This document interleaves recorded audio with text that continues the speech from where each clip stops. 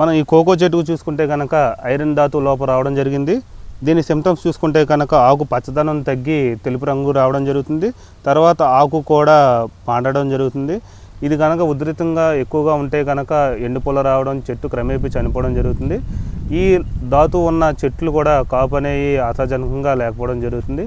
అయితే ఈ ధాతు కారణాలు చూసుకుంటే కనుక నీటిలో శుద్ధ శాతం ఎక్కువ ఉండడం, అనగా కాల్షియం బైకార్బోనేట్ ఎక్కువగా ఉన్నట్లయితే కూడా ఈ లోపం వస్తుంది. తర్వాత ఈసీ ఎలక్ట్రికల్ కండక్టివిటీ 1.5 కన్నా ఎక్కువ ఉన్నా సరే, తర్వాత pH వాల్యూ 7 కన్నా ఎక్కువ ఉంటే కనుక సాధారణంగా ఈ లోపం రావడం జరుగుతుంది.